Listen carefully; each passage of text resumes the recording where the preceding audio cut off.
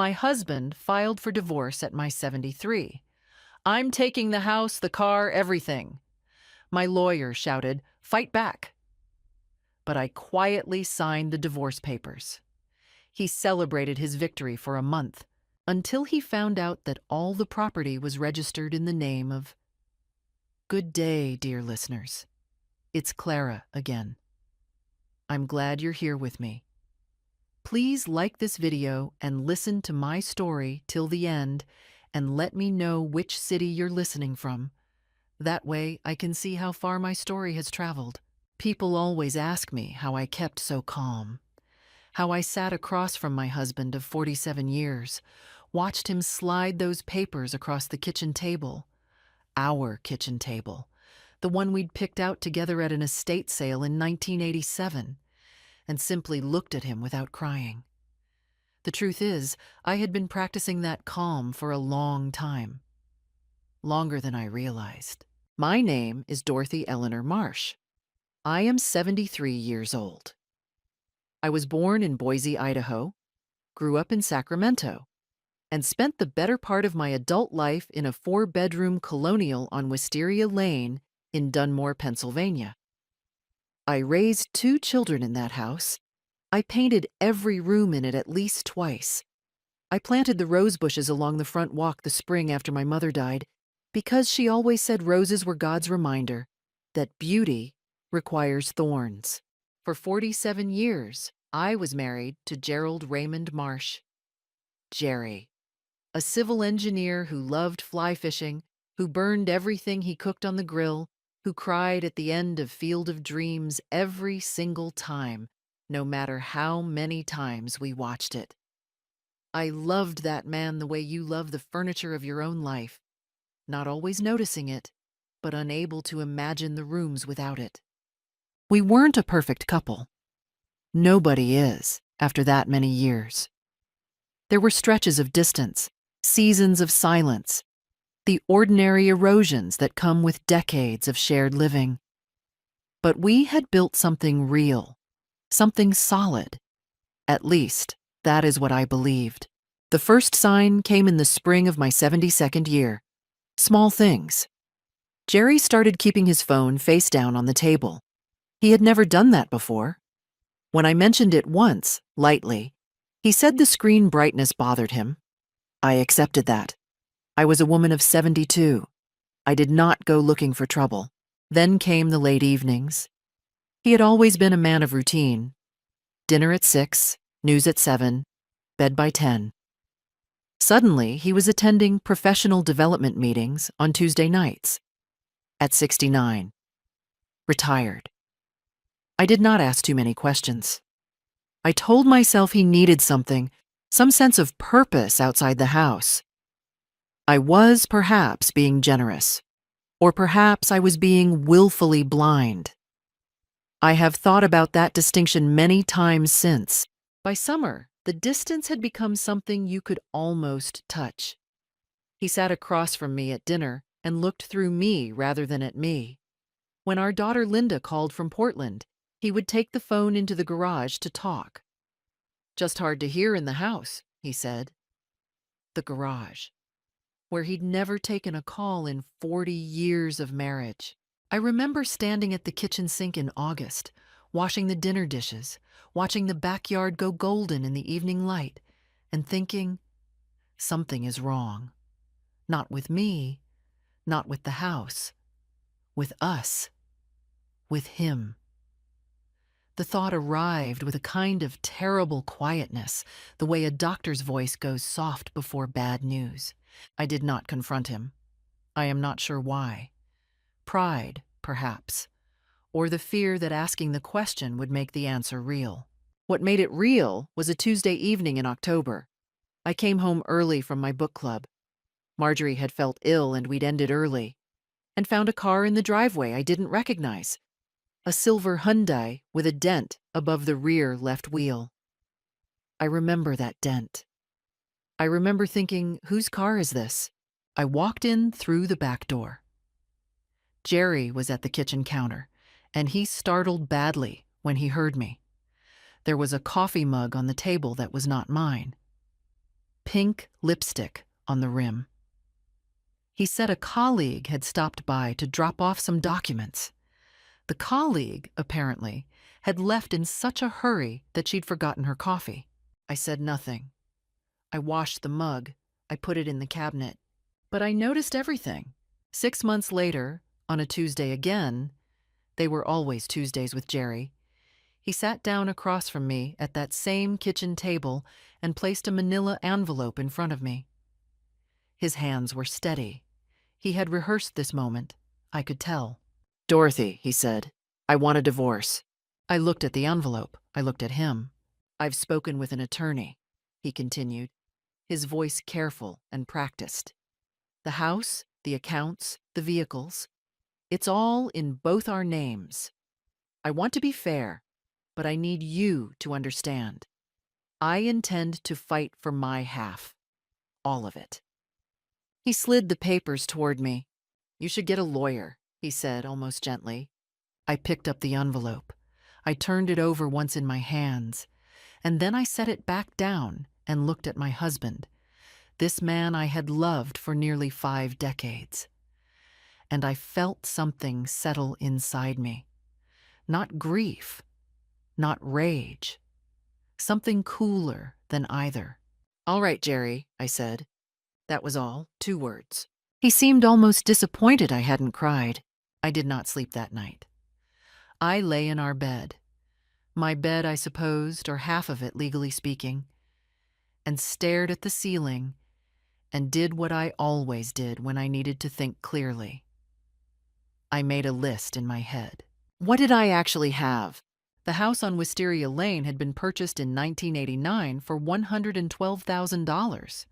In today's market, the last comparable sale on our street had gone for $480,000. It was in both our names. That meant, under Pennsylvania law, it would be divided as marital property. Half to me, half to him. $240,000 on paper. Enough for a small apartment somewhere if I was careful, if I was lucky. The joint savings account held approximately $68,000. We had an investment account, Jerry had always managed it, that I believed held somewhere between $90,000 and $110,000, though I could not be certain. I had not paid close attention to it in years. That was my mistake, and I knew it even as I lay there in the dark, cataloging the damage. There was his pension from the county. There was my small Social Security payment. There was the 2019 Subaru Outback in both our names, and the older Ford pickup he used for fishing trips, titled in his name alone. On the other side of the ledger, 47 years. 2 children. Every school play, every Thanksgiving, every ordinary Tuesday that had made up the texture of a life.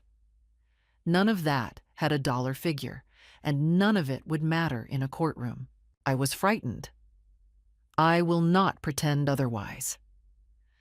I was a woman of 73 with a modest retirement income, no professional credentials beyond a bookkeeping certificate from 1972, and a husband who had apparently been planning this for some time. He had a lawyer. He had a plan.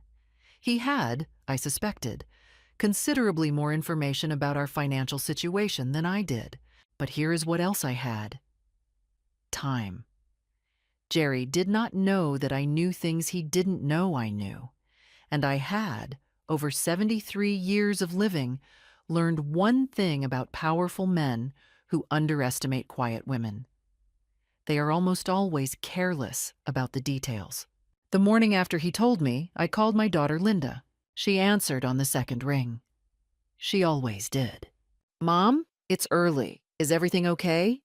"Your father is filing for divorce," I said. The silence on the other end lasted exactly 4 seconds. I counted. "I'm getting on a plane," she said. "You don't need to do that yet," I told her. "But I need you to find me the name of a good family attorney.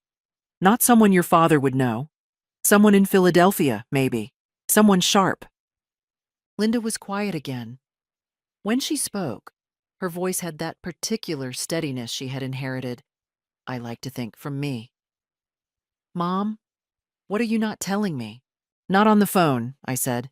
Find me the lawyer first.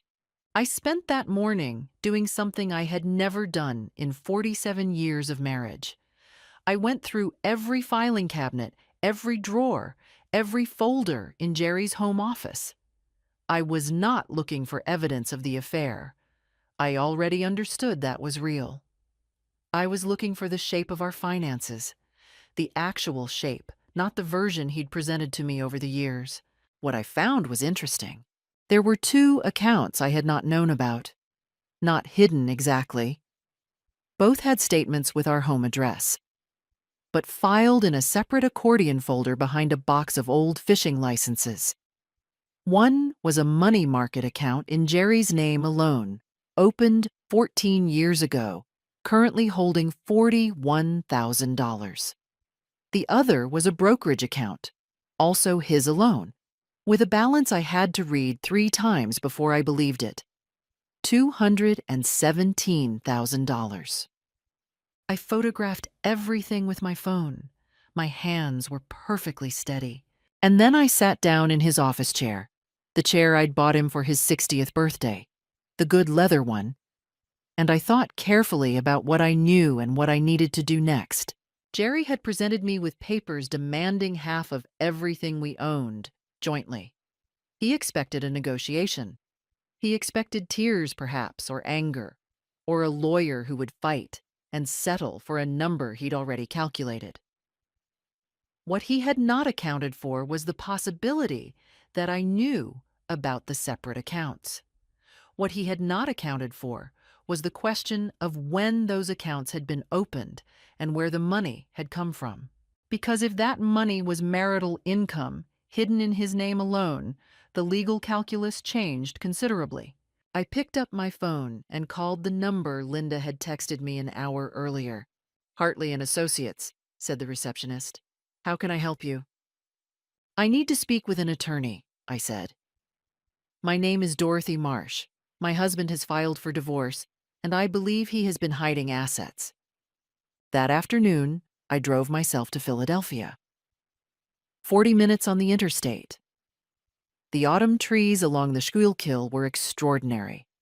Red and gold, and a particular shade of orange that always made me think of my mother. I drove with both hands on the wheel and the radio off. The plan, by then, was already beginning to take shape. The offices of Hartley and Associates were on the 14th floor of a glass building on Market Street, and the view from the conference room looked out over the Delaware River, gray and wide in the October light. I sat across from a woman named Claire Okafor, mid-40s, precise dark suit, the kind of stillness that comes from having heard many devastating things without flinching. And I laid out everything I had found. I placed my phone on the table and walked her through the photographs, the money market account, the brokerage statements, the dates the accounts had been opened. She studied each image without expression. She made notes in a yellow legal pad. She asked exactly 4 questions, each one surgical. When I finished, she set down her pen and looked at me. "Mrs. Marsh," she said, "do you understand what you've brought me?" "I have a general idea," I said. "Under Pennsylvania law, assets accumulated during the marriage, regardless of whose name they're titled in, are considered marital property subject to equitable distribution." She paused. "Your husband's attorney will argue these accounts were separate. That argument is going to be very difficult to sustain if the funds can be traced to joint marital income." "Can they be traced?" "That," she said, "is what forensic accountants are for." We spoke for an hour and 40 minutes. When I left, I had retained Claire Okafor at $350 an hour and authorized a formal discovery process that would compel Jerry's attorney to produce a full accounting of all assets held in his name, joint or otherwise. Claire had also filed a notice with the court that I was now represented, which meant Jerry could no longer contact me directly about the divorce proceedings. I drove home in the early evening. The sky was pink over the highway. I felt something I hadn't felt in months. Agency. The following week, I noticed a change in Jerry. He had moved into the guest bedroom by then. That had been my suggestion, offered quietly and without drama, and he had accepted it with the slightly confused compliance of a man who had expected more of a fight. But now he was watchful. He began asking casually what I'd been doing, whether I'd spoken to anyone, whether I'd made any decisions yet. I told him I was taking my time. On a Wednesday evening, I was watering my roses in the front yard when a car slowed at the curb. Silver Hyundai, the dent above the rear left wheel. The window rolled down, and I found myself looking at a woman I had never formally met, but recognized immediately from the photo Linda had found on a faculty page at the community college. Sandra Briggs, 44 years old. An administrative coordinator in the continuing education department. Brown hair, wide eyes, a pleasant face currently arranged in a complicated expression I could not quite name. She looked at me for a long moment. Then she drove away. She had come to look at me, to measure me perhaps, to assess what she was dealing with. I understood the impulse. I might have done the same. What she saw, I imagined, was a small gray-haired woman in garden gloves watering roses. She did not see the meeting in Philadelphia. She did not see the forensic accountant Claire had already engaged. She saw a retired bookkeeper in her 70s who was quietly accepting the situation. Good. The direct proof came 10 days later. Claire called me on a Thursday morning, and her voice had an edge of controlled excitement that I recognized as professional satisfaction. The forensic accountant, a man named David Sternberg, who apparently testified in financial cases throughout the northeastern United States, had completed a preliminary review of the documentation I had provided and issued an initial finding. The brokerage account, Claire said, was funded by a series of systematic transfers from your joint checking account beginning in 2010. 14 years of transfers. Small amounts, irregular enough to avoid obvious detection. 100 here, 250 there. Over time, it accumulated. She paused. Dorothy, the total amount transferred from your joint account into that brokerage account is approximately $163,000. I sat down at the kitchen table. He moved marital money, I said. It was not a question. Over 14 years, yes. Mr. Sternberg can document every transfer. Claire's voice was precise and careful. This changes the character of the hidden assets substantially. We're not just talking about separate property claims. We're talking about dissipation of marital assets. That is a finding that affects the entire distribution calculation. What does that mean in plain terms? I asked, though I already understood. It means, she said, that the court can compensate you for that dissipation. It means Jerry's position becomes significantly weaker. And it means, she added, that his attorney is going to have a very uncomfortable conversation with him very soon. I thanked her. I hung up. I sat at my kitchen table for a long time, 14 years. He had been doing this for 14 years. While I planted roses and raised our children and drove to book club on Tuesday evenings, he had been quietly moving money, preparing an exit, building a private life alongside our shared one.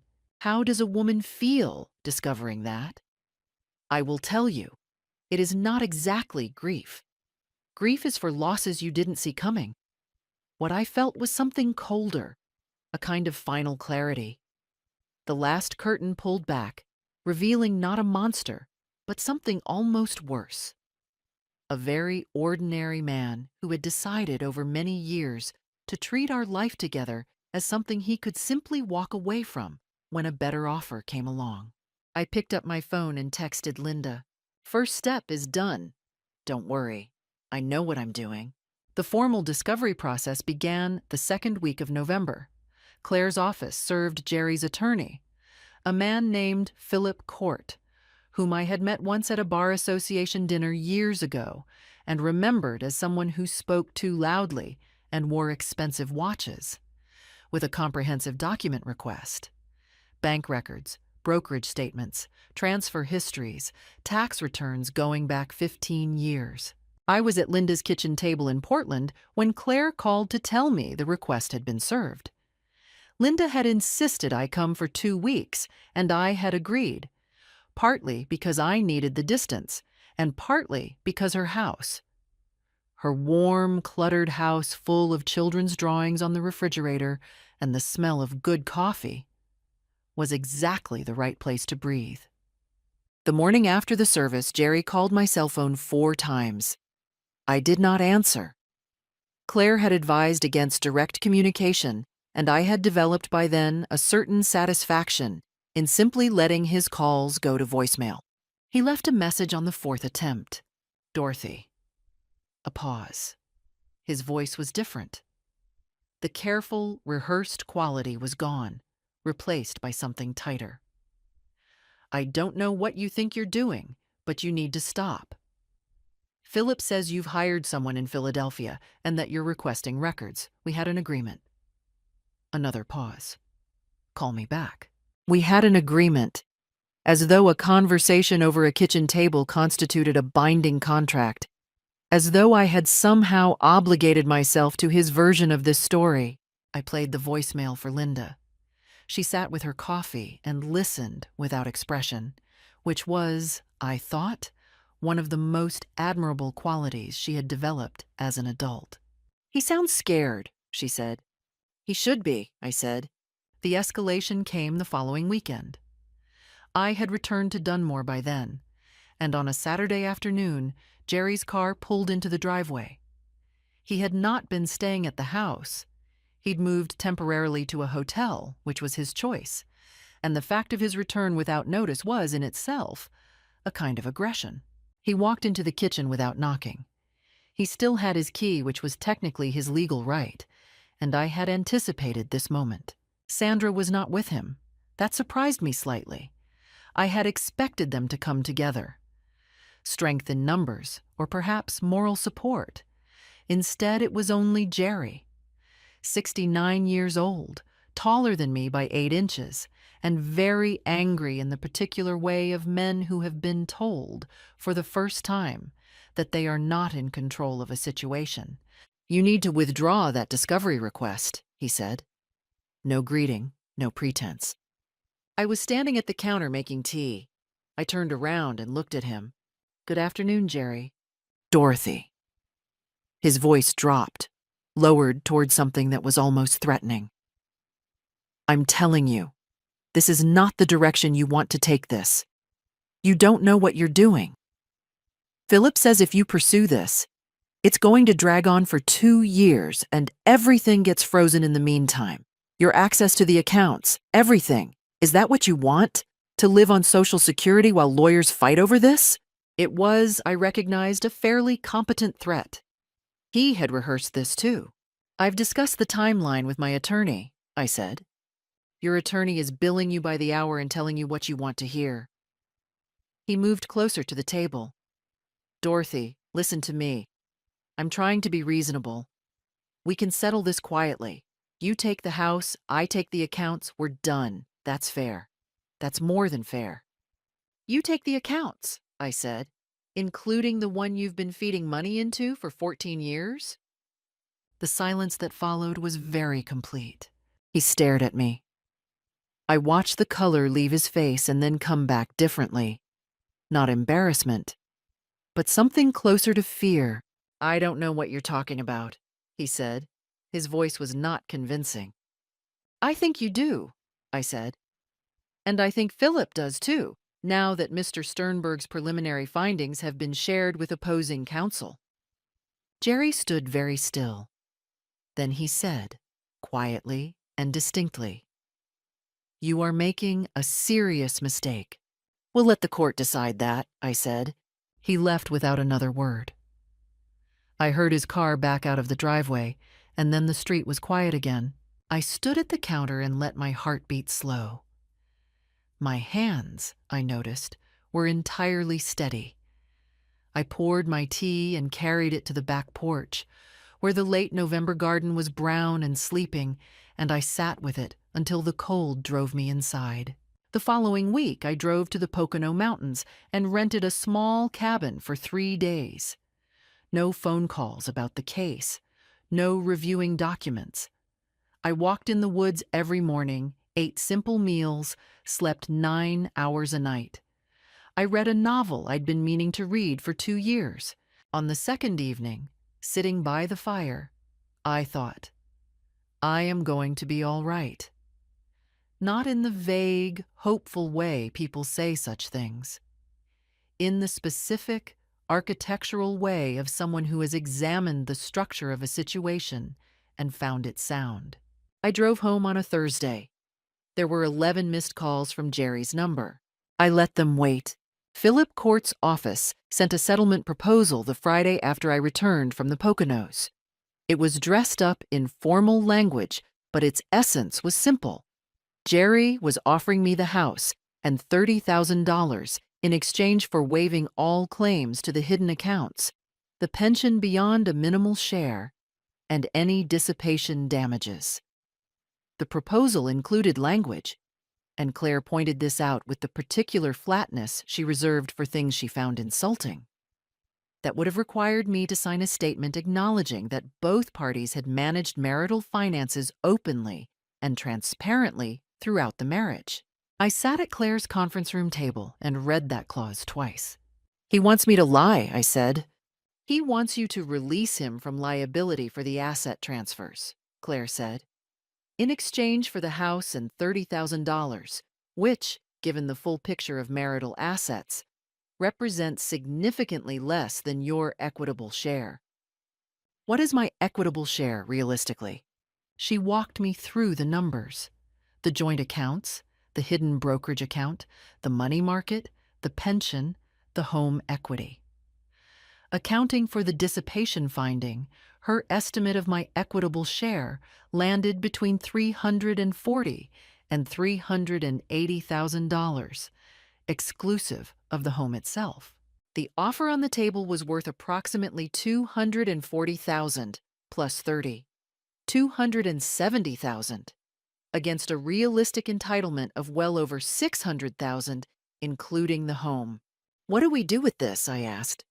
We decline it, Claire said, and we let the discovery process continue. I nodded. Decline it. The following Tuesday, my phone rang from an unknown number. I almost didn't answer. I am glad I did. Mrs. Marsh? A woman's voice, pleasant and a little uncertain.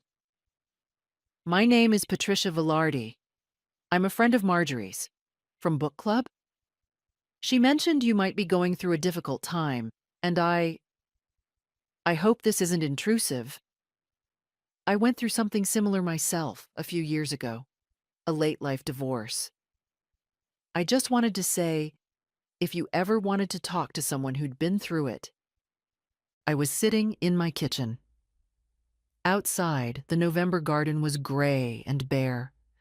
For some reason, the unexpectedness of the call, or perhaps simply the accumulated weight of the months just past, I felt my eyes sting. Patricia, I said, I would very much like that. We met for coffee at a bakery in Scranton the following Thursday. Patricia Velarde was 68, recently remarried to a retired schoolteacher, and had a laugh that arrived without warning and filled whatever room she was in. She had divorced her first husband at 64 after discovering he'd been conducting a second financial life entirely separate from their marriage. She had fought it, won more than she'd expected, and rebuilt from scratch. The hardest part, she told me over a second cup of coffee, isn't the money. It's the story you have to give up, the story you thought your life was. I understood exactly what she meant. I also called my son, Robert, that week. He lived in Charlottesville, Virginia, and we had spoken only briefly since the divorce announcement. He was careful with both his parents, trying not to take sides in a way that was admirable and also, at times, maddening. But this conversation was different. "Mom," he said, after I had explained where things stood, "what do you need from me?" "I need you to know the truth," I said. "Not to do anything with it, just to know it. Your father hid $258,000 in accounts I didn't know about over 14 years. I am not the difficult party in this proceeding. I want you to know that." A long pause. Then, "Does Linda know all of this?" "Linda has known since the beginning." Another pause. "Okay," he said quietly. "Mom, I'm sorry. I should have called sooner." "Yes," I said without unkindness. "You should have." But I was glad he called then. There is no use dwelling on the timing of men who mean well. They came on a Sunday. I had made soup, a thick lentil soup that my mother used to make in the winter, the recipe unchanged since 1962. And I was sitting at the kitchen table with a library book when I heard a car in the driveway. I looked out the front window and felt something tighten in my chest. Jerry's car, and behind it, the silver Hyundai with the dent above the rear left wheel. They had come together this time. I did not go to the door immediately. I stood at the window for a moment and breathed, the way Claire had advised. You don't have to be reactive. You can choose your timing. And then I straightened my cardigan, put on my reading glasses, and opened the door before they reached the porch. I wanted them to know I had seen them coming.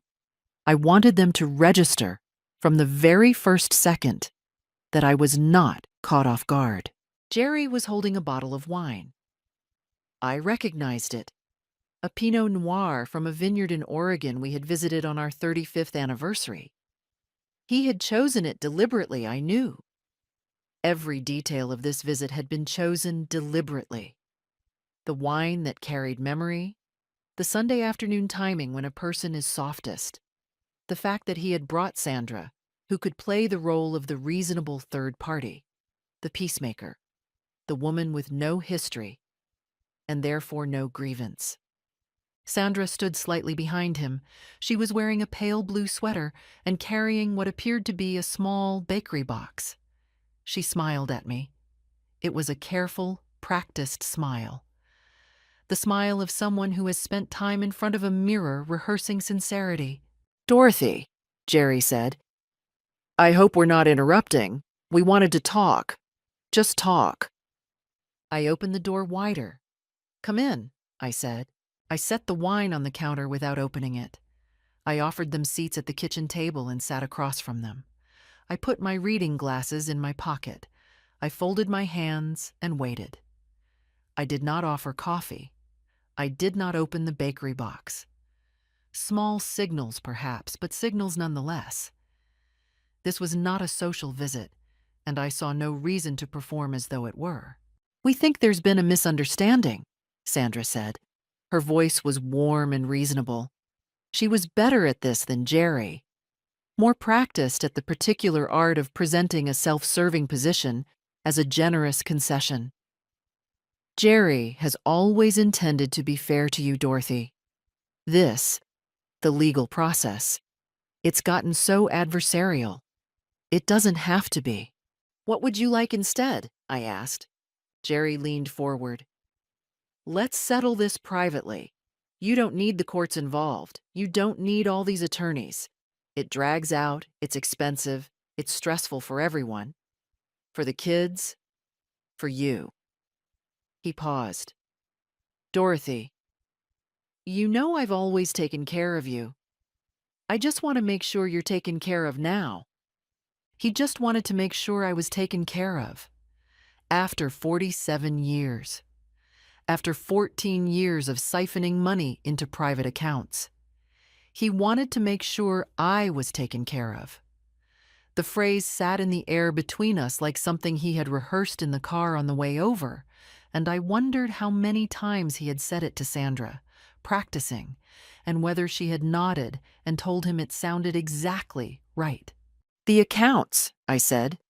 "The $217,000 in the brokerage account, the $41,000 in the money market. The $163,000 transferred from our joint accounts over 14 years. You want me to let all of that go?" Sandra's smile remained in place, but changed quality. Something beneath it hardened. "Those accounts were Jerry's personal savings," she said. "Accumulated over his career. It's not—" "Accumulated from our joint checking account," I said. "Starting in 2010, I have the transfer records." A silence. Jerry's voice, when he spoke again, had dropped the warmth entirely. "Dorothy, you are a 73-year-old woman. This process, if you keep pushing it, is going to be extraordinarily stressful. I want you to think about your health, about what this kind of prolonged legal fight does to people your age." He had just threatened my health. He had dressed it up as concern, but the architecture of the sentence was unmistakably a threat. He was telling me that I was old, that I was fragile, that the machinery of what I had set in motion was too large and too grinding for a woman like me to withstand. He was betting that somewhere underneath the composed woman sitting across from him was a frightened widow in waiting who would rather have peace than justice. He was wrong. "That's very thoughtful of you," I said. "The offer on the table is generous," Sandra said, leaning forward now too, her voice dropping to something almost intimate, as though we were confidants rather than adversaries. "A free and clear house, $30,000. Gerald has been more than—" "Gerald," I said, "transferred marital assets into private accounts without my knowledge over 14 years while filing joint tax returns that described our finances as shared. His attorney is aware of this. The forensic accountant's documentation has been submitted to the court." I paused. "The offer on the table is not generous. It is an attempt to pay me to ignore what he did." Sandra opened her mouth. Jerry put a hand on her arm. They looked at each other in the way that people look at each other when a plan they were confident in has not worked. Something passed between them. Frustration. Recalibration. The silent negotiation of people who had discussed contingencies. But not this particular one. "This will not go the way you think," Jerry said. His voice was very quiet. It was the quietest he had been all afternoon, and somehow that made it feel more like a warning than anything else he had said. "Perhaps not," I said, "but it will go honestly." They left. I stood at the window and watched the two cars back out of my driveway and disappear down Wisteria Lane. The Pinot Noir still on my counter, the bakery box still unopened on my table. And I felt, yes, afraid. Not of the legal proceeding. Not of the outcome, which Claire and I had examined from every angle and found sound. What I felt was something older and more specific. The fear of being alone at 73, of the future stretching out unknown and unshared, of having to become, at this age, a different woman than the one I had spent a lifetime becoming. But the fear did not paralyze me. That was the thing I had not expected. It arrived, fully and without apology, and I felt it completely. And then it did something I can only describe as converting, transforming in my chest, from a weight into a kind of fuel. Every threat he had made, every condescending word, every careful, rehearsed manipulation, it all went into the same place and came out as something harder and cleaner than fear. I finished my soup. It was still warm. The hearing was scheduled for a Thursday morning in January at the Lackawanna County Courthouse in Scranton. I wore my good gray wool coat. I arrived 15 minutes early. The courtroom was smaller than I had expected. Wood paneling, fluorescent light, the particular municipal quiet of a place that processes human wreckage efficiently and without ceremony. Claire sat beside me at the plaintiff's table, her yellow legal pad open, her posture arranged in the particular way I had come to recognize as her ready posture. Jerry and Philip Court arrived together 2 minutes before the scheduled start. Jerry wore a suit I'd purchased for him 12 years ago for his nephew's wedding. He looked, I noticed, tired. The weeks of discovery had not been comfortable for him. Sandra was not in the courtroom. That was interesting. I had expected her. The hearing was an asset distribution proceeding before Judge Maureen Cresswell, a woman of approximately 60 who wore reading glasses on a beaded chain and had the air of someone who had been lied to in courtrooms for a very long time and found it more tedious than dramatic. Philip Corte opened with the argument I had been expecting. The brokerage and money market accounts were Jerry's separate property, accumulated from prior savings and a small inheritance from his father. They were titled in his name. They had been managed independently. His client had never intended to deceive anyone. He had simply, as many people do, maintained certain personal financial instruments separately from marital accounts. It was competently argued. It might have worked a year ago. Claire stood up. She presented David Sternberg's complete forensic accounting, submitted into evidence as Plaintiff's Exhibit A. The document was 47 pages. It traced, with the tedium of absolute precision, $163,000 across 14 years of transfers. Every transaction date, every source account, every receiving account. It was not a narrative. It was a ledger. It did not require interpretation. Judge Cresswell read for a long time, longer than anyone at Jerry's table seemed comfortable with. Then Claire introduced Plaintiff's Exhibit B, the joint tax returns filed by Gerald and Dorothy Marsh between 2010 and 2024, each of which declared household income and assets without disclosing the accumulation in the separate accounts, a pattern that, Claire noted without dramatic emphasis, raised questions not only for the divorce proceeding, but potentially for the IRS. Philip Court objected. The judge overruled him. Then Claire said very calmly, "Your Honor, I would also like to direct the court's attention to Plaintiff's Exhibit C." I had not known what Exhibit C was until that moment. Claire had told me only that Mr. Sternberg had found something additional in the final week of document production. Plaintiff's Exhibit C was a wire transfer record, dated 11 months before Jerry served me with divorce papers. A transfer of $22,000 from the brokerage account to a joint account held by Gerald Marsh and Sandra Briggs at a credit union in Wilkes Barre. A joint account. 11 months before he asked me for a divorce, while we were still married, while we were still filing joint tax returns. Jerry's posture changed when that document appeared on the screen. I watched it happen from 6 feet away. The careful stillness he had maintained all morning fractured in a way that was, I thought, almost biological. The physical surrender of a position that could no longer be defended.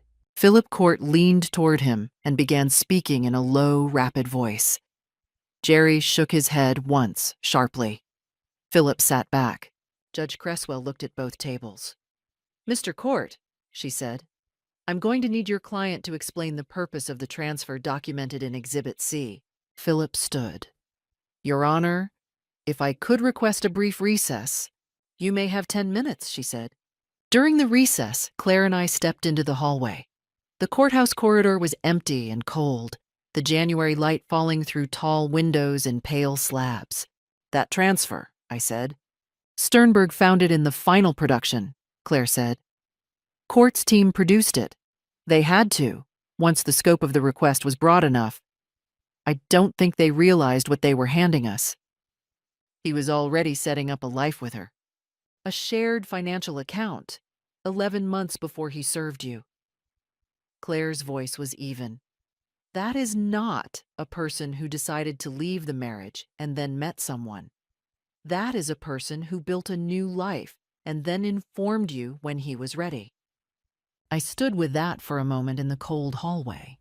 When court resumed, Philip Court, offered a statement on his client's behalf that used the words oversight, informal arrangement, and no intent to deceive in close proximity. Judge Cresswell listened with the expression of a woman performing the professional courtesy of patience. When he finished, she looked down at the exhibits for a long moment. Then she looked up. "I've seen enough," she said, "to proceed to a distribution determination. Mr. Court, I want to be candid with you.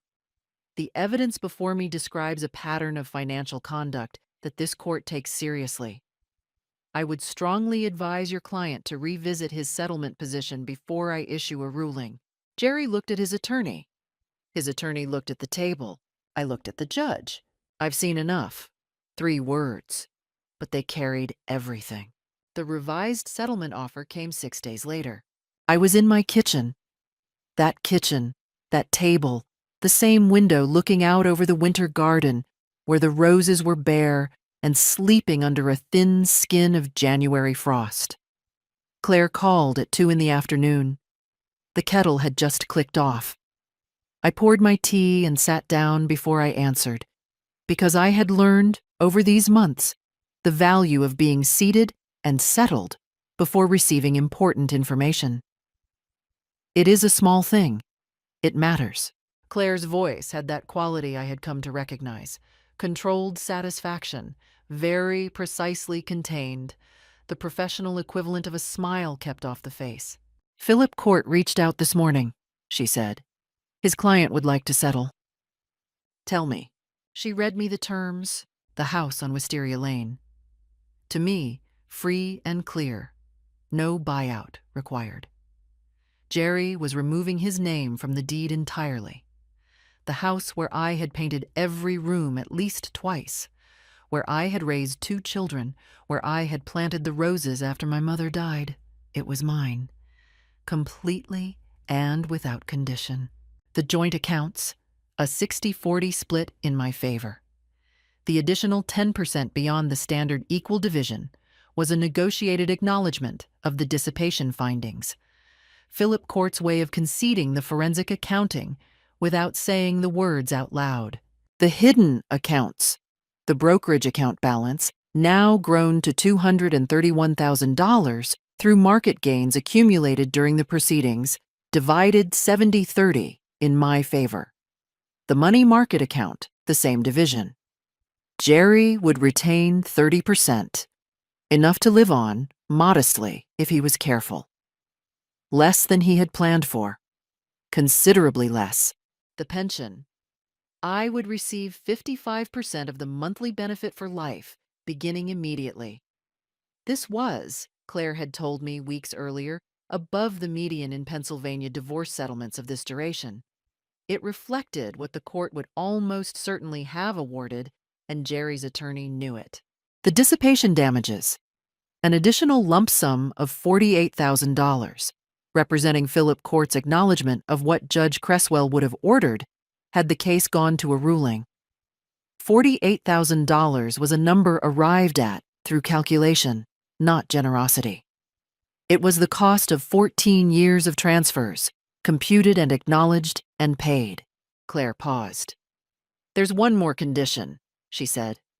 "On our side." "Go on." "Jerry's attorney has agreed to a full disclosure clause, meaning the settlement document will contain an itemized list of all assets, including the hidden accounts, and Jerry will sign it as a complete and accurate representation of marital finances." She spoke slowly and clearly, knowing this mattered to me beyond the numbers. No statement denying that the funds were marital in origin. No language requiring you to acknowledge transparency on his part. No rewriting of the record. He would not get to rewrite the story. That had been my one absolute condition, stated to Claire in our very first meeting, and maintained through every subsequent exchange, every offer, every attempted negotiation. I had been willing to be reasonable about numbers. I had been willing to move on timelines, but I had not been willing to sign a document that told a false version of what had happened, and he had known it. And in the end, facing Judge Cresswell's stated intention to proceed to ruling. The cost of that lie had become too high. "What is the total value of the settlement?" I asked. Claire walked me through it. The home equity at current market value, the account distributions, the pension capitalized over a reasonable life expectancy, the lump sum. She was precise and thorough, working through each line item without rushing, because she understood that I did not want a summary. I wanted to know every number, every component, the full and complete picture. The total came to just under $710,000 in assets and future income, plus the home. He had come to me in October with an envelope and a plan, expecting to walk away with most of what we had built together, leaving me the house and $30,000 and my silence. He was leaving with 30% of accounts he had spent 14 years building, a reduced pension share, and a signed document that told the truth about what he had done. The distance between those two outcomes was, I thought, a reasonably precise measure of what it cost to underestimate a quiet woman. "Dorothy," Claire said, "this is an excellent outcome, genuinely." "I know," I said, and I did. I accepted the settlement that afternoon. I signed the papers on a Friday, 3 weeks after the hearing, in Claire's conference room on the 14th floor. The Delaware River was visible through the window, gray-green in the February cold, carrying ice in slow sheets toward the bay. I signed my name clearly and without hesitation on every page that required it. Claire witnessed. Her assistant notarized. It took 11 minutes. Jerry signed separately at Philip Corte's office the same morning. I do not know who was in the room with him. I do not know whether he was steady or shaken, matter of fact or devastated. I have thought about this occasionally and found that the not knowing bothers me less than I might have expected. Some chapters of a story are not yours to witness. They simply happen elsewhere while you are getting on with things. The month after the papers were signed, I heard through Patricia Velarde that Jerry had told someone at the Rotary Club, a mutual acquaintance, the kind of careless disclosure that comes from humiliation poorly managed, from the need to tell your version before someone else tells theirs. That Dorothy had brought in lawyers and made everything complicated. That she had gone looking for trouble. I found, when Patricia reported this, that I had no feeling about it whatsoever. Not anger, not vindication, not the satisfaction of being right. Simply nothing. That is, I have come to believe, the truest measure of a complete victory. Not triumph, not the pleasure of being proven correct, but the complete and genuine absence of the need for any of it. Sandra, I learned later, had not been pleased with the outcome of the joint account disclosure. The existence of the Wilkes-Barre Credit Union account, once documented in court proceedings and incorporated into the signed settlement agreement, was not something that could be made private again. It was part of the public record now. Sandra had apparently not known or not fully understood how thoroughly her shared financial arrangements with Jerry would be examined once discovery cast its net wide enough. The life she had imagined, built on the foundation of what Jerry had told her he had, turned out to rest on considerably less than advertised. Jerry and Sandra did not celebrate much that winter. They had very little, it turned out, to celebrate with. By March, the roses along the front walk were already showing new growth. Small green shoots at the base of the canes, the first reliable proof that winter does not last. I stood at the window and thought of my mother, who had said that roses were God's reminder that beauty requires thorns. I had tended those roses for 21 years on a street where I had now lived alone for 4 months. The street looked the same. The house looked the same. But I felt like a woman who had set down a very heavy thing she had been carrying for so long she'd stopped noticing the weight. I redecorated the living room. This sounds like a small thing. It was not a small thing. I painted over Jerry's greenish gray, a color I had never liked but declined to contest for 20 years, with a warm cream. The bedroom became a soft blue gray, the color of the Pocono sky on a clear October morning. I sold the leather office chair and bought myself a reading chair, the color of autumn leaves, positioned where the afternoon light came in. I sat in it and finished 3 novels before spring. Patricia Velarde and I began meeting for coffee every other Thursday. She introduced me to Margaret, a retired county judge, and Vivian, a librarian who made her own wine and had opinions about everything. The 4 of us talked about books and local politics and the particular indignities and satisfactions of being women of a certain age. And I found, to my considerable surprise, that I was happy. Not provisionally. Genuinely happy in the way possible, only when you are living a life you have actually chosen. Linda came in April.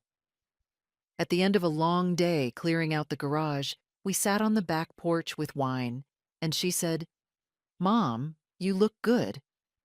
Not in the searching, reassuring way, but in the simple way of someone reporting what they see. "I feel good," I said, and meant it exactly. Robert came in May with his wife, fixed the back fence Jerry had been meaning to repair for 3 years, and we ate dinner together on the porch. Something between us that had been strained eased slightly. That felt like enough. As for Jerry and Sandra, the joint account disclosure had surfaced information Sandra apparently hadn't fully known, that the financial future Jerry had promised her was now substantially redistributed to me. By summer, the silver Hyundai was no longer parked outside his rental. A mutual acquaintance saw him at the pharmacy in August and said he looked smaller than she remembered. I did not feel sorry for him. I found grief for the marriage, yes. A settled, historical sadness I thought would always live somewhere in the house of who I had become. But underneath it was something cleaner. Autumn came again. I planted climbing roses along the fence Robert had mended. Deep red, trained upward. They would not bloom until next year. I planted them anyway. That, I thought, is what 73 looks like when it is going well. People say that at 73, it is too late to start over. I disagree. Starting over at 73 means you have 73 years of evidence about who you are and what you can survive. It means you know the difference between patience and surrender. It means that when someone slides papers across a kitchen table and tells you that you have already lost, you recognize it as an opening bid, not a final verdict. Know what you own, your history, your labor, your decades of showing up. Know it precisely because no one else will know it for you. What would you have done? Leave a comment. Share this with someone who needs it. Thank you for listening. A month after my daughter's wedding, the photographer called me. "Ma'am, I found a strange photo with your husband and your daughter. Come alone immediately." What he showed me turned everything upside down. Good day, dear listeners. It's Clara again. I'm glad you're here with me. Please like this video and listen to my story till the end, and let me know which city you're listening from. That way, I can see how far my story has traveled. I used to think I was the luckiest grandmother in all of Charlotte, North Carolina. That was before the photograph changed everything. My name is Margaret Caldwell, Peggy to anyone who's ever sat at my kitchen table. And for 64 years, I had built a life out of simple, honest things. A white house on Birchwood Lane with a porch swing I repainted every spring. A garden that grew more tomatoes than one woman could ever reasonably eat. 2 daughters, a son, and 6 grandchildren who called me on Sundays without being reminded. My husband, Gerald, had passed 4 years prior, and the grief had settled into something manageable. A permanent guest I'd learned to live alongside. I wasn't lonely. I was, as my friend Dorothy liked to say, seasoned. My eldest daughter, Claire, was the quiet one. 38 years old, a third-grade teacher, a woman who still ironed her pillowcases and kept a handwritten grocery list on the refrigerator door. She had dated carefully, cautiously, the way she did everything, and when she brought Derek Weston home for Thanksgiving 3 years ago, I watched him, the way I watched everything, with patience and without judgment. Derek was polished. That was the word that came to me first and never quite left. 41 years old, regional sales director for a pharmaceutical company, the kind of man who remembered to compliment the hostess and refilled your water glass before you noticed it was empty. He was handsome in a deliberate way. Hair always neat, shoes always shined. Claire lit up around him, and I told myself that was enough. Was it enough? I asked myself that question many times afterward. The wedding was held on the 14th of September, on a Saturday that the weather treated like a gift. We rented Thornfield Estate, 20 miles outside Charlotte, a venue with white oak trees and a pond that reflected the afternoon light like hammered silver. Claire wore her grandmother's pearl earrings, my mother's pearls, and she cried when I fastened them for her in the bridal suite. I cried too. It was the kind of day that feels complete even while it's happening. I danced twice, ate too much wedding cake, and drove home just after 10 o'clock. I told myself everything was perfect, and for 31 days, I believed it. The call came on a Tuesday afternoon in October. I was pulling weeds from the flower bed along the front walk when my phone buzzed in my cardigan pocket. An unfamiliar number, local area code. Mrs. Caldwell? The voice was young, slightly uncertain. This is Ryan Howell. I was the photographer at your daughter Claire's wedding. Of course, Ryan. I straightened up, pressing one hand to my lower back. How are you? Are the photos ready? There was a pause that lasted just a breath too long.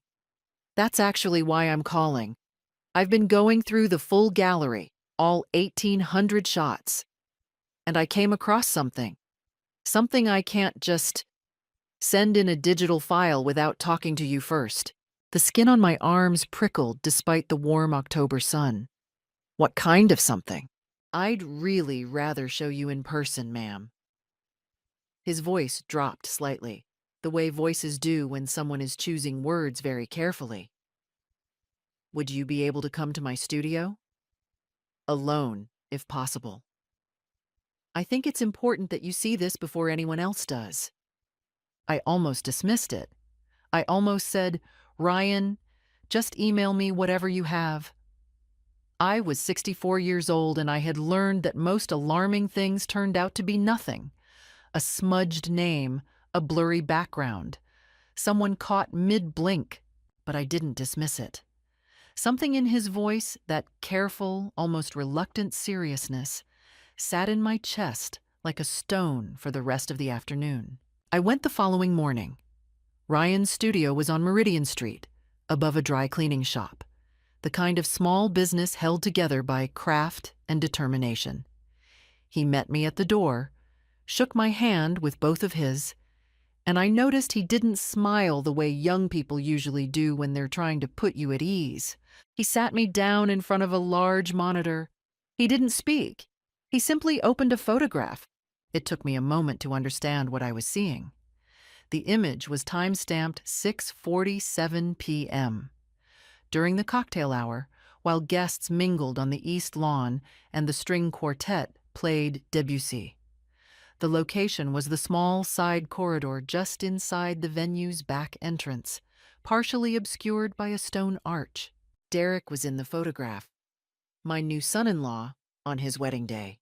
And so was a woman I had never seen before in my life. His hand was on her face. Her forehead was pressed to his, and the way they stood together, the way bodies speak their own language regardless of what the mouth claims, told me something that no caption, no context, no reasonable explanation could undo. I stared at that photograph for a long time without saying a word. Ryan quietly placed a box of tissues on the table beside me. I drove home from Ryan's studio on Meridian Street in a silence so complete I could hear my own heartbeat over the engine. The October sky had turned the color of old pewter, low and pressing, and the traffic lights seemed to take longer than usual, as though the world itself had slowed to give me time to absorb what I'd seen. I didn't cry. Not then. Crying requires a kind of surrender I wasn't ready for. What I did instead was think. I sat in my car in my own driveway for 20 minutes, engine off, hands folded in my lap, and I thought with the cold, methodical focus of a woman who had once managed a household of 5 children on a schoolteacher's salary. Gerald used to say I was the only person he knew who could grieve and strategize at the same time. He meant it as a compliment. I had always accepted it as one. The facts, as I understood them. Ryan had photographed a moment between Derek and an unknown woman, intimate, unmistakable, at 6:47 p.m. on the evening of his own wedding. He had acted with discretion and genuine concern by coming to me rather than sending the image through the gallery portal where Claire might have found it herself. Ryan had also, he'd told me quietly before I left, noticed the woman earlier that evening near the parking area. She had not been on the guest list. She had arrived alone, spoken to no one else, and left before the reception dinner. A woman who came to a wedding she wasn't invited to, sought out the groom during the cocktail hour, and was gone before the cake was cut. I knew what that meant. I had been alive long enough to know exactly what that meant. The question that sat heaviest on me in that driveway was not what had happened. The question was how long. Because the photograph captured a moment of complete comfort. The ease between them. The lack of any furtive glance toward the door. That was not the body language of a man committing a reckless impulse. That was the posture of habit. And then, almost against my will, I began to count backwards. Claire had mentioned, 3 months before the wedding, that Derek had been stressed with work and was sometimes unreachable in the evenings. She'd laughed it off. You know how he gets when a quarter is closing. I had accepted that explanation because Derek had always seemed devoted. I had wanted him to be devoted. There had been one Sunday dinner, perhaps 6 weeks before the ceremony, when Derek's phone had buzzed repeatedly during the meal. He'd turned it face down on the table, which I'd noted as polite at the time. Now I cataloged it differently, and Claire, my careful, methodical Claire, had seemed thinner in the final month before the wedding. I'd attributed it to bridal nerves. Women lose weight before weddings. It's practically a cliché. But what if it wasn't nerves? What if some part of her already sensed something she hadn't yet allowed herself to name? That thought was the one that finally broke through. Not anger at Derek, not outrage at the betrayal, though both of those would come. But the image of my daughter, quiet and trusting, ironing her pillowcases in a house she shared with a man who had brought another woman to their wedding. I went inside. I made tea I didn't drink. And I began to think about what to do. The first instinct, the maternal primal instinct, was to call Claire immediately. But I stopped myself. If I called Claire now with nothing more than a single photograph and a stranger's description, one of 2 things would happen. Either she wouldn't believe me, or she would confront Derek before I had anything solid enough to protect her with. Derek was smooth. He was practiced. He would have an explanation ready, and in the absence of evidence, explanations were remarkably effective at making truth sound like paranoia. No, I needed more than one photograph. I called Dorothy, my oldest friend, a retired paralegal with 40 years of steady judgment, and asked her to come over that evening. I didn't tell her why. I just said I needed her. Then I called Ryan Howell. I asked him to send me the photo in full resolution, to preserve the original metadata, and to keep the image out of the wedding gallery entirely until I gave him further word. He agreed without hesitation. I thanked him, and before I hung up, I asked one more question. "Ryan, did you capture the woman's face clearly?" "Yes, ma'am," he said. "Clearly enough." "Good. That was the beginning of a plan." Dorothy arrived at 7 with a bottle of Riesling she didn't open and a legal pad she did. She was 71, stout, sharp as a carpet tack, and the only person I knew who could listen to a difficult story without interrupting, without softening her expression into pity, and without offering an opinion before she'd heard every single word. I told her everything: Ryan's call, the drive to Meridian Street, the photograph on the monitor, the time-stamped certainty of it. When I finished, Dorothy uncapped her pen. "All right," she said. "What do you want to accomplish?" That was exactly the right question. Not how do you feel, not that poor Claire, though I knew Dorothy felt both of those things. But what do you want to accomplish? I had loved her for 43 years for precisely this reason. "I want to know who she is," I said. "I want to know how long this has been going on. And I want Claire to have everything she needs before she makes any decision, legal, financial, or otherwise." Dorothy wrote 3 things on the legal pad. Then she looked up. "You'll want a private investigator. Someone licensed, someone discreet, someone who can pull records and surveillance legally so nothing gets thrown out if it ever goes to court." I was thinking the same thing. "I know a woman, Patricia Ames. She handled a case for a colleague of mine 8 years ago. She's thorough, and she doesn't gossip." I wrote the name down. Then Dorothy poured us both a glass of the Riesling after all. Patricia Ames operated out of a tidy office on the 2nd floor of a building on Providence Road. Her name on the door in plain gold lettering. She was 55, compact, with close-cropped gray hair, and the contained manner of a person who had learned long ago not to waste movement or words. I showed her the photograph on my phone. Ryan had sent me the full resolution file that morning, and watched her face as she studied it. "The woman on the left," I said. "That's who I need to identify." Patricia studied the image with professional detachment. "Clear enough. Give me 72 hours. I paid the retainer in cash, which Patricia accepted without comment. Those 72 hours were among the longest I can remember. I watered the garden. I baked a peach cobbler no one ate.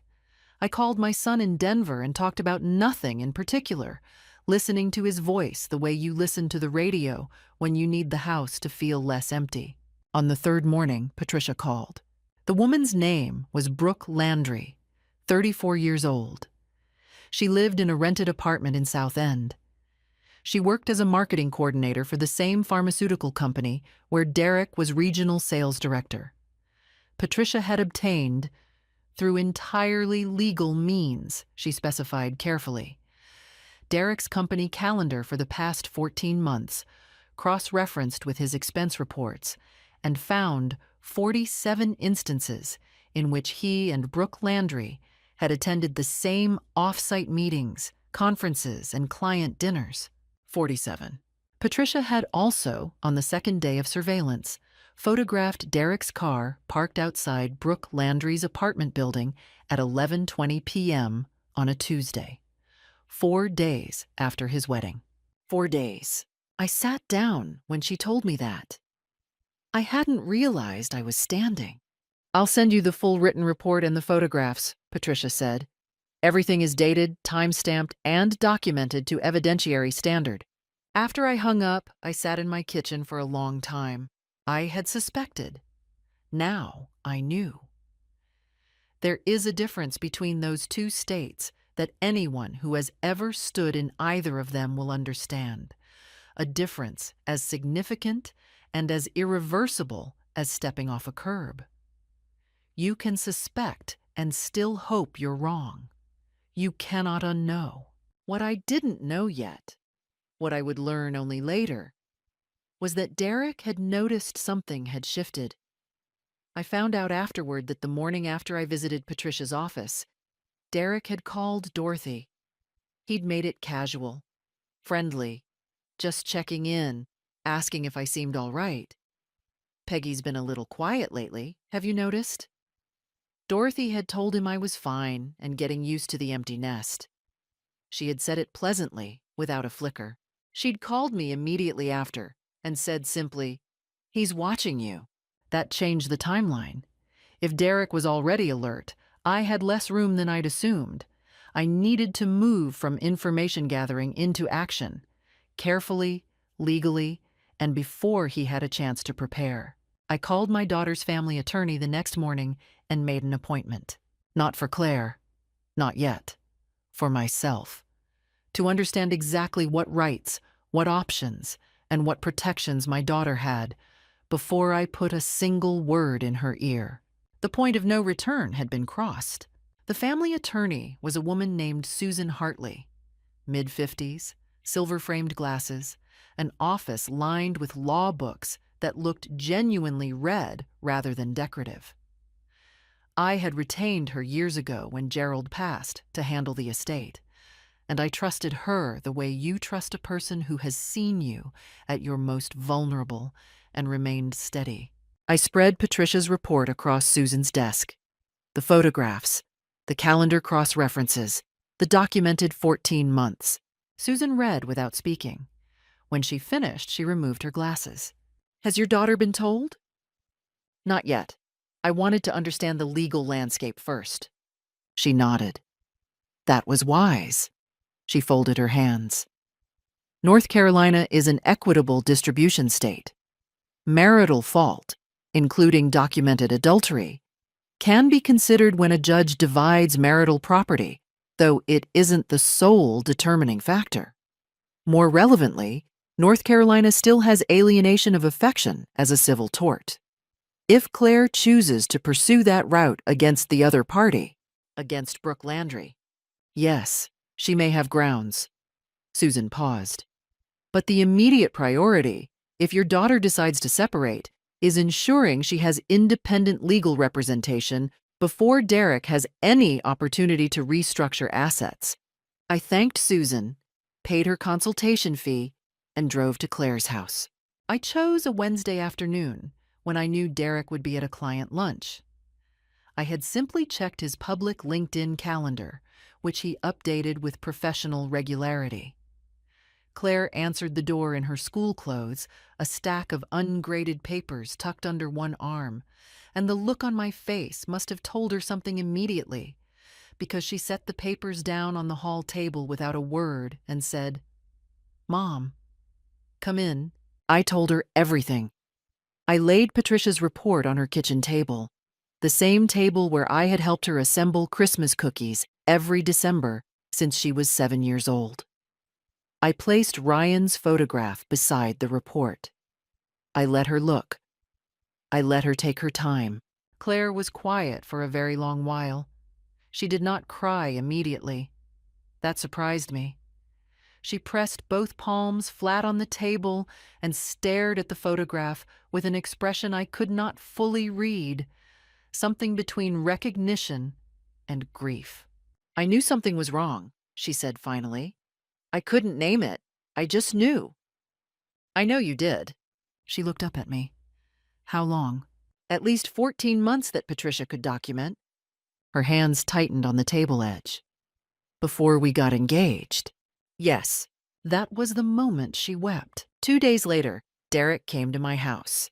He did not come alone. He came with his mother, Sylvia Weston, 68 years old, from Savannah, a woman constructed entirely of controlled surface and sharp interior angles. Sylvia had always been cordial to me at the precise temperature of cordial, required by social necessity, and not 1 degree warmer. I had never trusted her instinctively, and I had spent 2 years questioning that instinct, telling myself it was uncharitable. I opened the front door and looked at them both standing on my porch. "Peggy," Derek said, with the tone of a man who has decided to be reasonable, "we need to talk."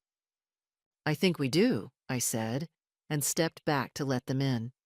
What followed was, I can only describe as, a performance.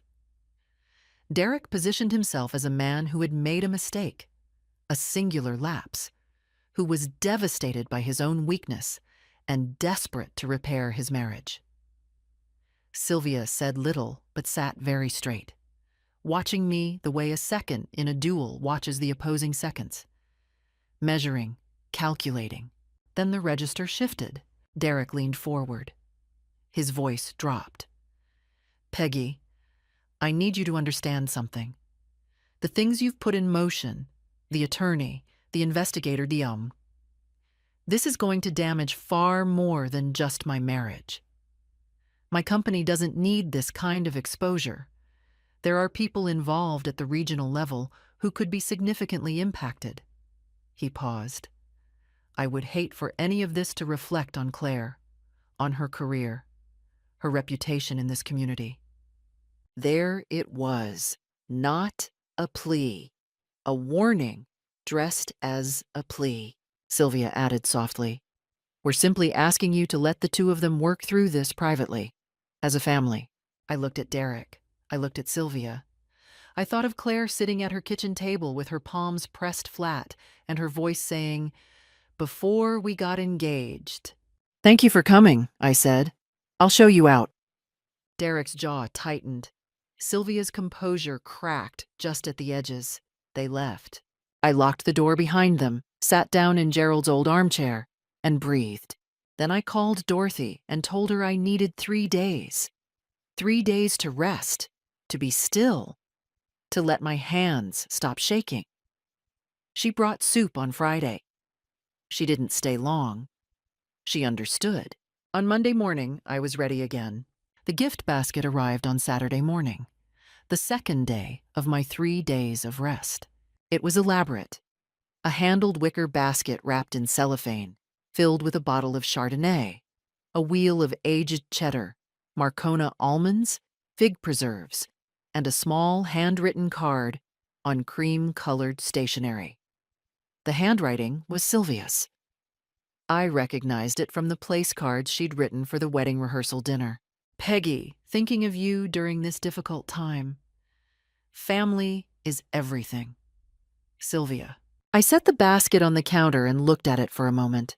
Then I put the wine in the recycling, set the food aside for Dorothy's next visit, and dropped the card in the trash. I understood the gesture precisely. It was not kindness. It was an investment. A small, deniable bid for goodwill, something Sylvia could point to later as evidence of her own generosity and my intractability. We tried. We reached out. She refused. It was the language of people who perform reconciliation without intending it. The following Tuesday, Derek called. I let it go to voicemail. His message was warm, measured, and entirely unlike the man who had sat in my living room 4 days earlier and suggested my actions might damage Claire's reputation. He said he'd been doing a great deal of reflection. He said he wanted to make things right, not just with Claire, but with me. That he valued my place in the family, that he had enormous respect for me, and that he hoped we could speak soon, just the two of us, without attorneys or investigators involved. Without attorneys or investigators involved. I replayed that line twice. I did not call back. What I did instead was call my youngest daughter, Renata, in Atlanta. Renata was 59, sharper-tongued than Claire, and considerably less patient with pretense. She flew in the following Thursday. Didn't ask if she should come, just told me she'd booked a flight and would need picking up at Douglas at noon. She arrived with a carry-on bag and the expression of a woman who had already formed her opinions on the drive from the airport. I told her the full story over lunch at my kitchen table, and she listened in the same focused silence as Dorothy. though her silences had a different quality. Where Dorothy's patience was professional, Renata's was the concentrated stillness of someone working hard not to say what she was thinking until the moment was right. When I finished, she said, "What does Claire want? To end the marriage. She's already spoken to Susan Hartley." "Good." Renata picked up her fork. "Then we support her completely. What do you need from me?" That question, "What do you need from me?" sat in my chest like something warm. I told her I needed a witness, not a legal witness, but a human one. Someone who knew the full picture, who could be present at difficult moments, who could sit beside me and Claire at the attorney's office and make it clear that we were not isolated and that we were not afraid. Renata nodded. Done. She stayed for 10 days. She slept in the guest room, helped me deadhead the dahlias in the garden, and drove with me to Susan Hartley's office on the following Monday, when Claire signed the initial separation papers. She held Claire's hand in the parking lot afterward, while I stood nearby, slightly apart, watching my eldest daughter's face, the particular expression of a person who has done something terrifying and irreversible and is discovering, with cautious surprise, that they are still standing. On the morning Renata arrived, Patricia Ames had sent a brief follow-up message. Derek had been seen, she noted, meeting with Sylvia at a restaurant in Dilworth on the previous Sunday. They had been there for 2 hours. Patricia hadn't surveilled the meeting, but had noted the fact as a data point. The two of them were coordinating. I filed that information away without surprise. Sylvia was the real strategist. I had known that from the beginning, sensed it in the precision of her hospitality, the way she always seemed to be composing herself rather than simply being herself. Derek was capable and smooth, but he operated reactively, adjusting his performance to what the room required. Sylvia planned ahead. The question was what she was planning. I didn't know yet, but I knew I had something she didn't. I wasn't performing anything. I wasn't managing an image. I was simply, methodically, doing what was right for my daughter. And that clarity had a stability that no amount of coordination or strategy could easily destabilize. Renata put it better than I could have. On the last night of her visit, sitting on the porch swing in the October dark with our tea, she said, "The advantage of telling the truth is you never have to remember what you said." I held on to that. They came on a Sunday. I saw the car from the kitchen window. Derek's silver Audi, pulling up to the curb with the careful, unhurried pace of a vehicle whose driver wants to appear unthreatening. Sylvia was in the passenger seat. They sat for a moment before getting out, which told me they had talked through their approach on the drive over. I dried my hands on the kitchen towel. I took a breath. Then I went to open the front door before they could knock, which I did deliberately. I wanted them to know they had not surprised me. "Peggy," Derek smiled. He was carrying a paper bakery bag, which I recognized immediately as a prop. "We happen to be in the neighborhood. Do you have a few minutes?" "Happen to be. On my residential street on a Sunday morning." "Come in," I said. I did not offer tea. I sat in the armchair. They took the sofa. Sylvia was wearing a pale blue cardigan, her silver hair set immaculately, and she had the appearance of a woman paying a pleasant social call. Only her eyes gave her away, watchful, assessing, moving between my face and the room with the quick efficiency of someone cataloging exits. Derek opened. He was sorry. He was humbled. He had been speaking with his pastor. Did I know they had a pastor they both respected, someone Claire had met and liked? He felt that with time, with real work, with the right guidance, he and Claire could find their way through this. He believed in the marriage. He believed in family. He looked at me with the open expression of a man who wanted very much to be believed. I let him speak. I gave nothing back. No nod, no softening expression, nothing that could be interpreted as warmth or receptivity. I simply waited. Then Sylvia spoke. Her approach was different, quieter, more intimate, as though the two of us were having a private conversation rather than a negotiation. She told me she understood I was acting out of love for Claire. She said she respected that. She said she was a mother too, and that she knew what it was to be frightened for a child. She even touched her own collarbone lightly as she said it. A small, rehearsed gesture meant to signal vulnerability, to create the illusion of two women understanding each other across a table. Then she leaned forward slightly. "But Peggy," she said gently, "you have to understand what pursuing this publicly will mean for Claire. A legal separation, an investigation, a potential civil lawsuit. That's not a private matter. That becomes public record. People in this community talk. The school where Claire teaches. Those parents talk. Is that truly what you want for her? To be the subject of gossip? To be defined by this for years?" She held my gaze, waiting. It was, I acknowledged to myself, a skilled argument. It carried just enough genuine truth. Community gossip was real. Professional reputation did matter. To make the manipulation harder to name cleanly. That was the craft of it. Not a lie, exactly, but a truth deployed as a weapon, aimed at the one thing she had correctly identified as my deepest concern: Claire's well-being. "I hear what you're saying, Sylvia," I said. She relaxed a fraction. "But I want to make sure I understand you correctly," I continued.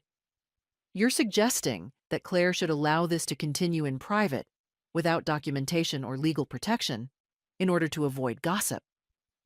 I paused. "What you're describing is asking my daughter to protect your son's reputation at the expense of her own security. I don't think you mean to phrase it that way. But that is what you're describing." The fraction of relaxation vanished. Derek's voice gained an edge he'd kept controlled until that moment. "We're trying to keep this from becoming something that hurts everyone." "Derek," I said, "it already hurt everyone. It hurt everyone 14 months before the wedding. You made that choice. What happens now is a consequence of it, not a choice I'm making." Sylvia set down her cup. She had produced it from her own bag.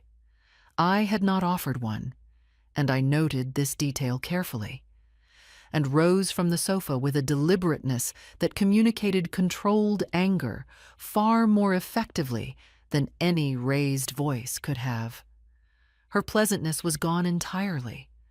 What remained was exact and cold, the underlying structure of her that the cordial surface had always been covering. "I hope," she said quietly, "that you understand this will not end the way you're imagining." "I imagine it'll end with my daughter protected and informed," I said. "That's all I'm imagining." Derek stood without looking at me.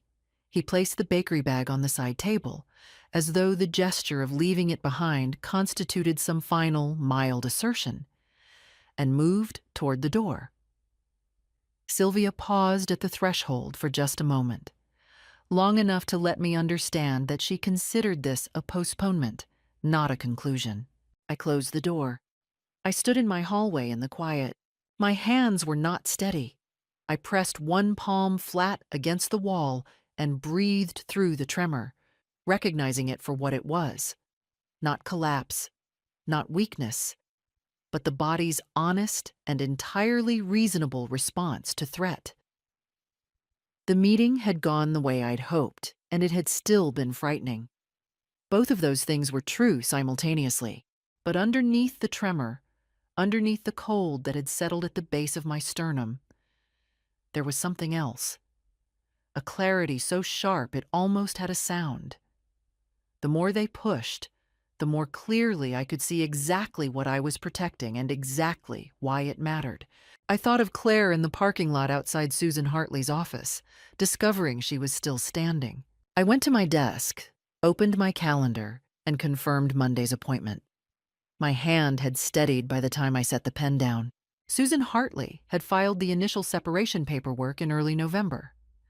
By the third week of the month, Derek had retained his own attorney, a man named Fowler, known apparently for aggressive discovery tactics, and had submitted a counter-declaration, challenging the grounds, claiming the marriage had been stable and that Claire's decision had been influenced by outside parties. Outside parties. I presumed I was among them. What Derek did not know, what neither he nor Sylvia could have anticipated, was that Patricia Ames had not stopped working when I'd received the first report. At my instruction, she had continued documenting. And in those additional weeks, she had obtained something that changed the weight of everything.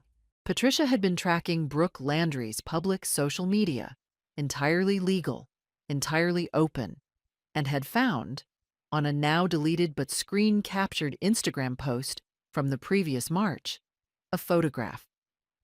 Brooke Landry and Derek Weston, photographed together in what was clearly a hotel restaurant in Raleigh, tagged by a mutual friend at a sales conference with a caption that referred to the two of them, lightly but unmistakably, as a couple. The post had been deleted within 24 hours, likely once someone recognized the risk. Patricia had captured it before deletion and preserved the metadata. March. 7 months before the wedding. 4 months before Derek proposed to Claire. Susan reviewed the additional evidence and filed a supplemental declaration.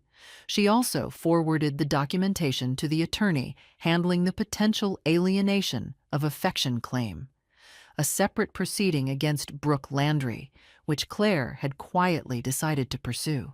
The mediation session was scheduled for the Tuesday before Thanksgiving at Susan's office on Queens Road. I was not present in the room for the legal proceedings.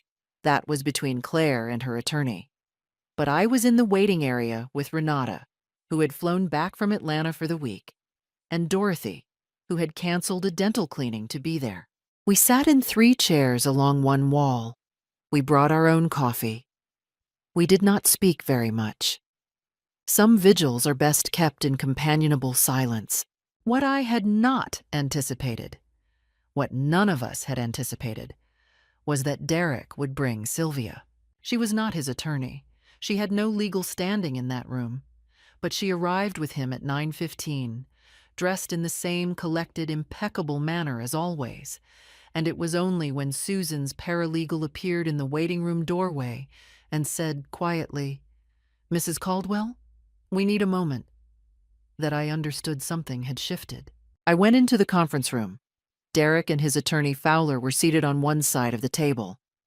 Claire was on the other with Susan, and Sylvia, who had been asked to wait outside and had apparently declined, stood near the window with the bearing of a woman who intended to anchor the room by the force of her presence alone. I took a position near the door. I did not sit. I wanted to be able to see everyone's face. Susan spoke first. She presented the supplemental evidence methodically, the way a person presents something they have no doubt about. Patricia's full report. The deleted Instagram capture with metadata intact. The 72 documented contact instances across 14 months. The expense report, cross-references. The surveillance photographs, including Derek's car outside Brooke Landry's apartment building at 11:20 p.m., 4 days after the wedding. Fowler began his objection before Susan had finished her third sentence. It was a reflex, the professional equivalent of throwing up a hand, not a real argument yet, just a signal that an argument was coming. Derek said nothing. He had gone, in the space of perhaps 40 seconds, from the composed and reasonable man who had sat on my sofa with a bakery bag to a man staring at the surface of the table as though he were trying to read something in the grain of the wood. Sylvia was the one who broke. She did not shout. It was quieter than that, and considerably worse. She addressed the room as though she had been given the floor at a board meeting, her voice controlled and precise and furious underneath both of those things. She said this was a coordinated attack. She said and here she turned and looked directly at me, standing by the door.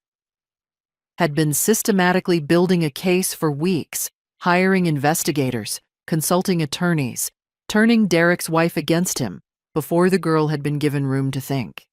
Your son's wife, Susan said, without raising her voice at all, is 38 years old and holds a professional teaching license. She is not a girl, and she is not confused. She has been manipulated by her mother. Sylvia, Derek's voice, low, clipped, who has never once accepted this marriage, who made up her mind from the beginning. Sylvia! Sharper, with a warning in it that I recognized. The sound of a man who knows the performance has gone off script and is trying to pull it back. She stopped. The silence in that room had a particular texture. The specific quiet of a space where something irrevocable has just been said. Fowler spoke quietly to Derek. Derek nodded, once, tightly.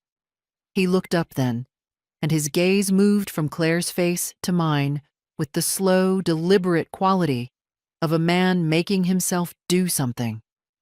What I saw in his expression was not what I'd expected.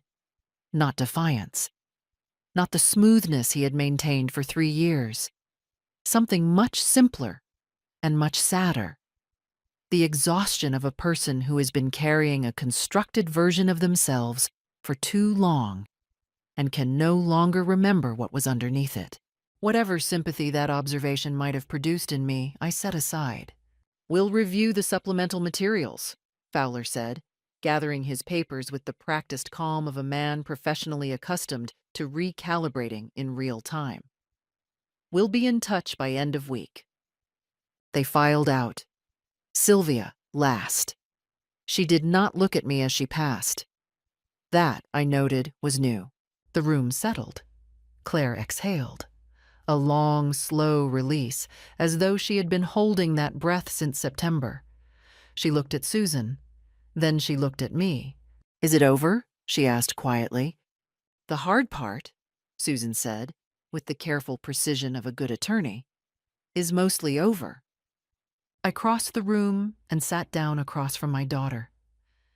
I folded my hands on the table. For the first time in weeks, perhaps in months, I felt something loosen in my chest. Not triumph. Something quieter than that. The feeling of a door closing on a room you never wanted to be in. The weeks that followed the mediation session moved with the particular quality of time after a storm. Not yet calm, but visibly clearing. The light was different. The air had changed. Fowler, to his credit as a professional, did not pursue the contested grounds after reviewing Patricia's supplemental report in full. The documentation was too thorough, too legally sound, and too precisely time-stamped to build any credible counter-narrative around. Derek, on his attorney's advice, withdrew the claim that outside parties had influenced Claire's decision. He withdrew it formally, in writing, as part of the procedural record. That withdrawal was not a minor thing. It was a documented retreat, filed with the court, which meant it existed permanently and could not later be reframed as anything else. The separation agreement was finalized in the first week of December. Claire retained the marital home, a townhouse in Dilworth that Derek had purchased in both names before the engagement.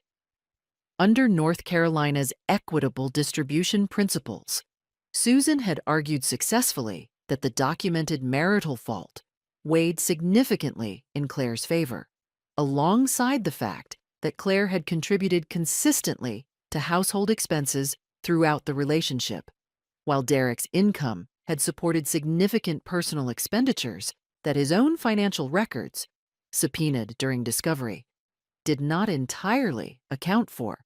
Derek removed his belongings over a single weekend in early December. I spent that Saturday at Claire's kitchen table, available, but not hovering. I brought a pot of chicken soup. I did not comment on the sound of boxes being moved, on the trips Derek made to the parking area with his things. On the way, the townhouse felt lighter with each carload that left. When the moving truck pulled away in the late afternoon, Claire stood at the front window for a moment without speaking. Then she turned and said, "Do you want more soup?" And I said yes, and we sat together until it was dark. The civil claim for alienation of affection was filed against Brooke Landry in December. North Carolina is one of the few remaining states where this cause of action exists in law, and Claire's attorney had assessed the documented evidence, Patricia's report, the deleted Instagram post, the 14 months of cross-referenced contact, as substantively strong. Brooke Landry retained her own attorney within a week of being served. The proceedings would be lengthy, as civil litigation always is, and I did not allow myself to place too much of my attention there. That was Claire's matter, conducted through her own attorney, and my role in it had already been played. There was one more consequence I had not engineered, but which arrived nonetheless. Approximately 3 weeks after the mediation, Patricia received information through a professional contact, entirely above board, entirely sourced from non-confidential channels, that Derek's pharmaceutical company had initiated an internal human resources review of his professional conduct. The relationship with Brooke Landry had violated the company's fraternization policy, a policy that existed in the employee handbook, had been distributed to all regional-level staff, and had been acknowledged in writing by every person at Derek's seniority level. The review was, by all accounts, not punitive in design. But Derek resigned before it concluded. He relocated to a position with a smaller firm in Greensboro. The title was lower. The territory was smaller. The pharmaceutical industry, it turned out, is not a large world, and professional reputations, the real ones, not the performed ones, have a way of traveling through it efficiently. I did not feel satisfaction at that news in the way I might once have expected to. What I felt was something more precise and less heated. The recognition that consequences, when they are honest and proportionate, tend to find their own level without requiring anyone to push them there. I had not sought to damage Derek's career. I had sought to protect my daughter. The consequences were his own, grown from his own choices, and they had arrived on their own schedule. Sylvia called me once more, in the second week of December. I answered on the third ring. She was not the woman who had stood near the conference room window 3 weeks earlier. The sharpness was absent, replaced by something flatter and more tired. The voice of a person who has spent considerable energy and arrived somewhere they did not intend. She said she hoped I understood she had only ever been trying to protect her son. I told her I understood that entirely. I told her I had only ever been trying to protect my daughter. There was a pause between us. A long one, not uncomfortable exactly, but full, in which I believe we both recognized something true. That we were two mothers who had loved our children with complete sincerity and had made entirely different choices about what that love required of us. We would live with those choices differently. Neither of us said that aloud. We did not need to. She did not call again. Christmas came to Birchwood Lane the same as it always had. The same artificial tree Gerald had chosen in 1987. The same accumulated decades of ornaments. Claire's second-grade ceramic drum. Renata's kindergarten paper star. The glass ball etched with Gerald's name that I unwrapped last. Held for a moment. And hung in its place near the center of the tree, where it had always gone. Claire sat in the armchair closest to the fire, She looked thinner than I would have liked, and I noted it privately and said nothing. But she held herself differently than she had in September, or October, or November.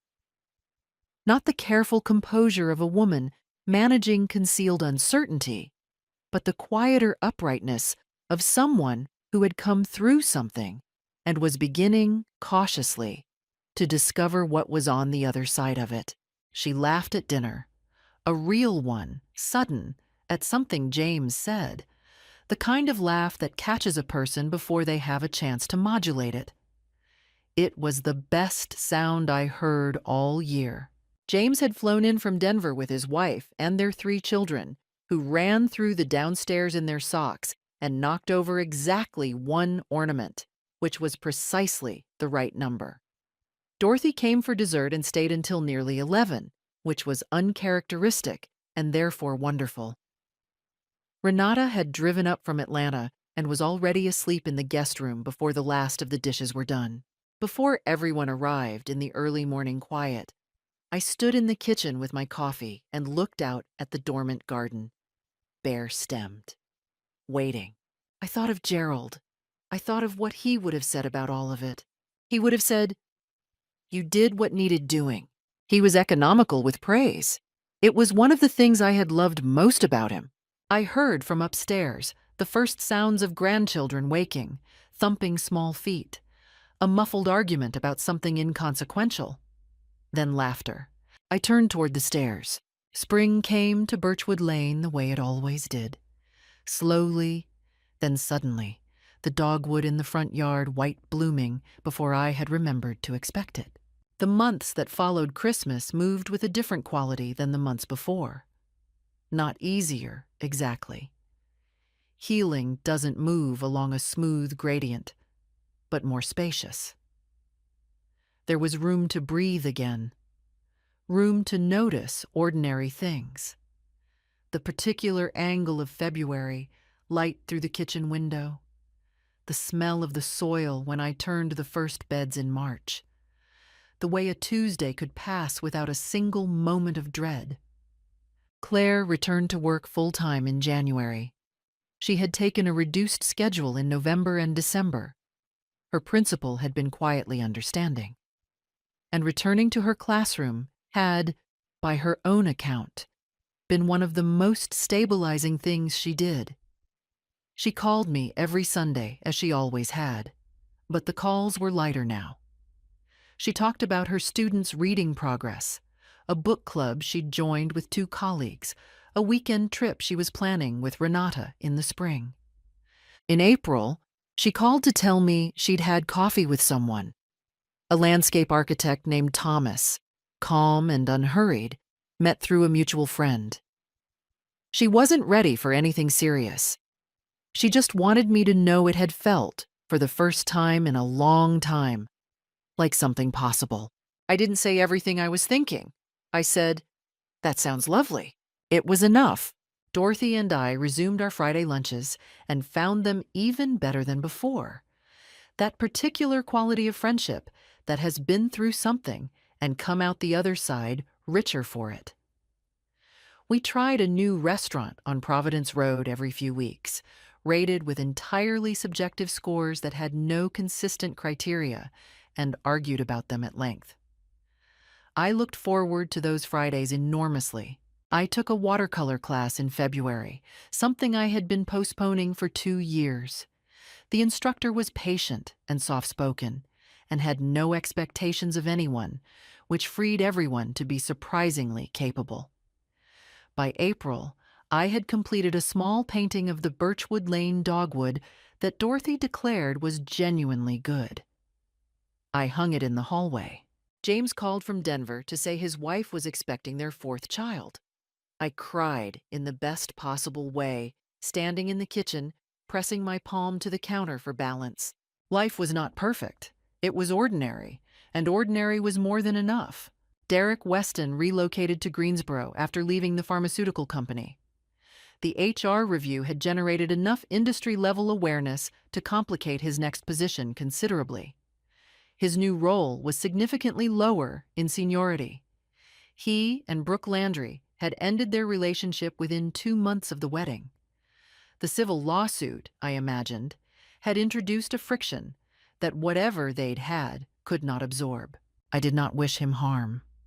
What I wished was irrelevance, the quiet, ordinary irrelevance of someone who had passed through our lives and left, whose absence was no longer loaded with anger, but simply with the neutrality of fact.